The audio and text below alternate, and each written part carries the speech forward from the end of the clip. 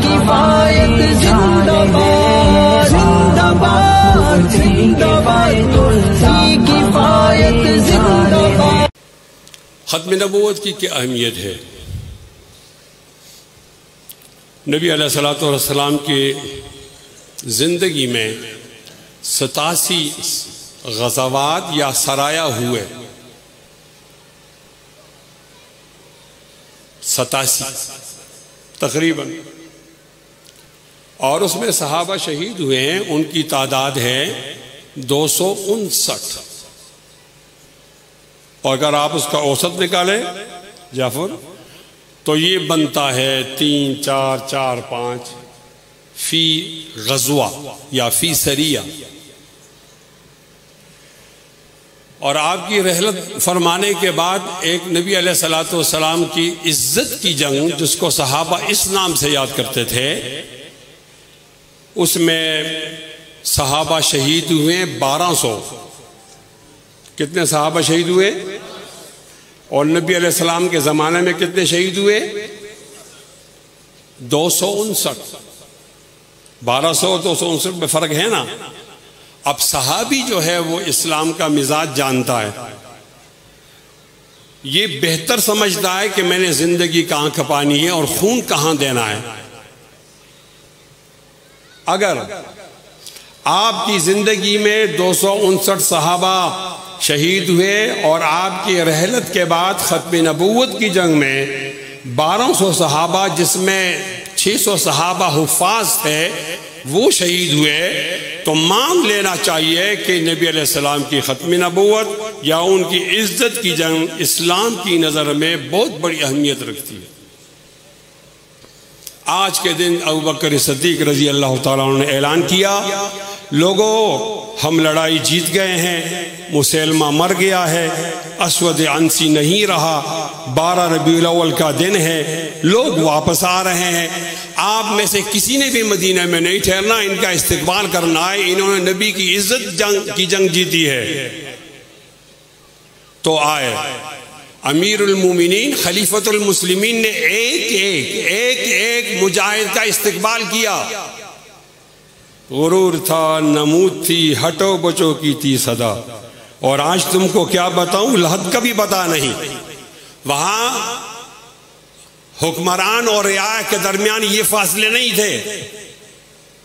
آئے اوالی مدینہ پر، تمام صحابہ کو لے کر آئے اور ایک مجاہد سے ملے، سینے سے لگایا، ماتھے پہ چوما، سینے سے لگایا، ماتھے پہ چوما، اور کہا مبارک ہو، تم نبی کی عزت کی جنگ جیت گئے ہو۔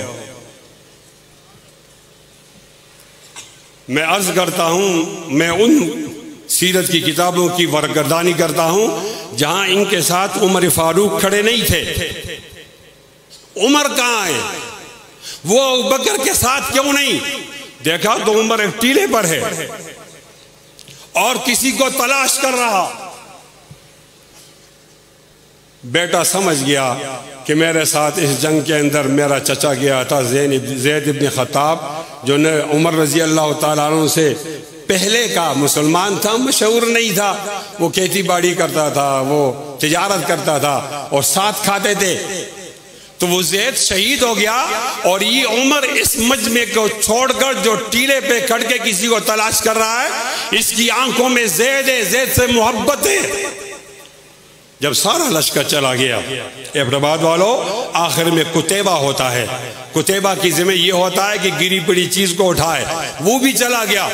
تو عبداللہ بن عمر کہتے اب مجھے ہمت ہو گئی، میں سامنے آیا، پوچھا چاچا کدھر ہے؟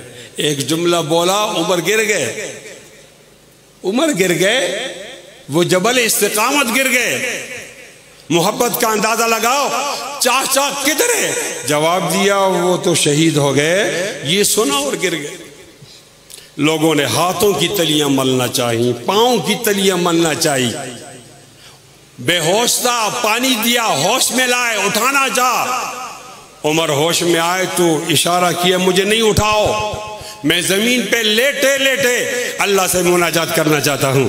جب ہوش میں آئے تو آسمان کی طرف انگلی کی، آپ بھی کرو سب لوگ، آسمان کی طرف انگلی کی، کہا ربا تو جانتا ہے نا مجھے زید سے کتنی محبت ہی، تو یہ محبت کا گواہ ہے، اور تو یہ بھی جانتا ہے وہ تیرے نبی کی عزت کی جنگ میں شہید ہوا ہے، ربا میرے خاندان کی یہ قربانی قبول فرما۔ ایک آدمی تھا، متمم نام تھا اس کا، شاعر تھا، اور اس کی وجہ شہرت یہ تھی کہ اس نے اپنے بھائی کے مرنے پر قصیدہ پڑھا، مرثیہ پڑھا، 1000 اشعار پڑھے، 1000 اشعار۔ تو عمر رضی اللہ تعالیٰ عنہ نے کہا مجھے گھر مت لے جاؤ، مجھے مسجد لے جاؤ۔ مسجد گئے تو متمم وہاں وضو کر رہا۔ عمر نے کہا متمم تم شاعر ہو نا؟ میں شاعر نہیں ہوں۔ تم شاعر ہو تو تم نے اپنے بھائی کے لیے 1000 اشعار کہے، میں بہت غمزدہ ہوں، اگر میں شاعر ہوتا تو میں 2000 اشعار کہتا۔ عارفانہ سوال تھا، جواب بھی عارفانہ تھا۔ کیا جواب دیا متمم نے؟ متمم نے کہا کہاں میرا بھائی، کہاں تمہارا بھائی؟ میرا بھائی کو کوئی جانتا نہیں تھا، کوئی کارنامہ نہیں تھا، میں نے اس کو اجاگر کرنے کے لیے اشعار کہے۔ تیرے بھائی کو تو جاننے والے فلک بھی موجود ہیں، ملک بھی موجود ہیں، عرض بھی موجود ہے، سما بھی موجود ہیں، اس کے حق میں شعر کہنے کا کیا فائدہ جس کے حق میں خود اللہ تعالیٰ اس کی افضلیت کی گواہی دے رہا۔ بولو سبحان اللہ۔